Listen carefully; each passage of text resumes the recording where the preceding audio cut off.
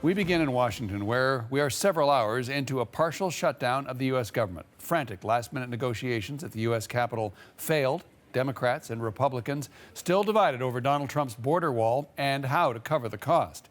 Each side is blaming the other for the political paralysis. It seems now that remains to be seen how long this shutdown will last. Earlier today, we spoke with Kenesha Grant. She's a professor of American politics at Howard University. I think he made a miscalculation about whether it would be possible to get his border wall through the Congress. And the Democrats have been signaling for a while that they would not support any funding for a border wall.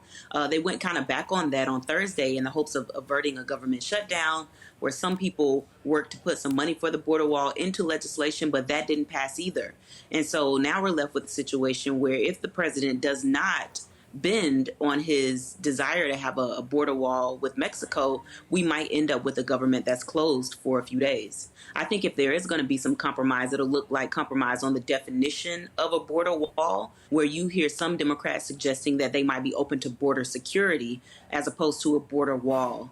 And so if we can get some kind of compromise from the Democrats about what it means to have a border wall, and compromise from the president about what it means to have a wall, maybe we could see some funding for something they both like that will get the government up and running again in its full force. The president, I suppose, is thinking about the 2020 elections. He had a really rough week with deciding to bring troops home, and the Secretary of Defense deciding to leave as a part of that action, and many other things that are happening that are on his mind for the 2020 elections. And so politically speaking, it's probably not a good idea in his base for him to compromise on the border wall. But in terms of keeping the American public happy for right now, he's going to have to come up with some other thing rather than a border wall. And Democrats, I don't think, have the desire to compromise at this point because they just want a majority.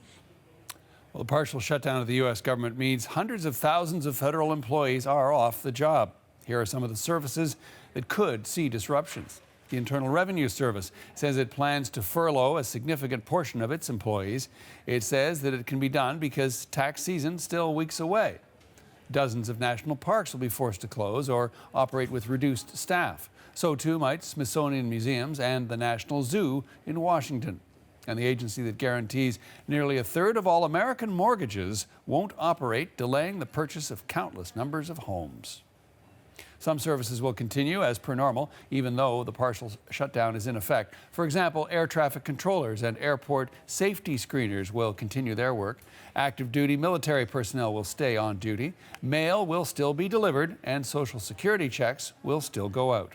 All told, 800,000 federal employees, even those still working, won't be paid until the impasse ends.